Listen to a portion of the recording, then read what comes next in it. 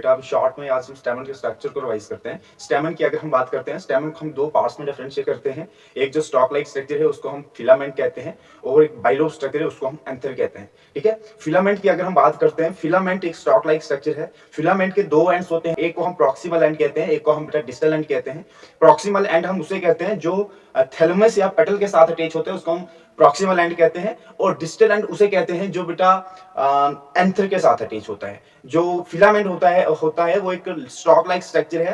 ठीक है, और साथ में उसकी लेंथ बेटा वेरिएबल होती है, हर एक स्पीशीज में अलग अलग उसकी लेंथ हो सकती है। ठीक है, जो फिलामेंट है उसका जो स्ट्रक्चर होता है बेटा, ठीक है, वो कैसा होता है, नाजुक होता है, सिलेंडर धागे की तरह होता है। ठीक है, फिलामेंट में टोटली इतना ही सा आपको समझना है। अगर एंथर की बात करें तो एंथर बेटा बाइलोब स्ट्रक्चर है।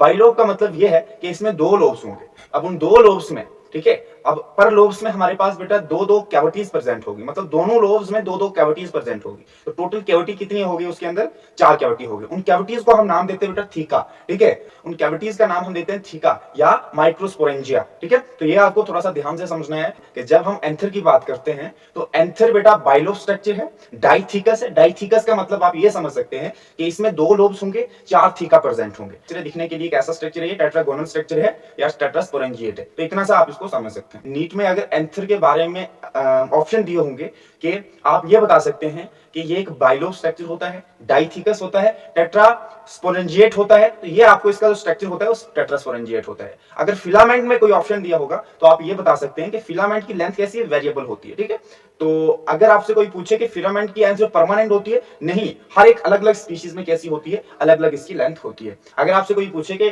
डिस्टल एंड फिलामेंट का किसके साथ अटैच है, तो आप आसानी से कह सकते हैं कि डिस्टल एंड फिलामेंट का एंथर के साथ अटैच है। और प्रॉक्सिमल एंड किसके साथ अटैच है, या तो थैलेमस के साथ होगा या तो पेटल के साथ होगा। ठीक है, तो इतना ही सा है एंथर के और फिलामेंट का दोनों जोड़ के हम क्या नाम देते हैं, स्टेमन। और स्टेमन का हमने अच्छी तरह से समझने की कोशिश की। ठीक है।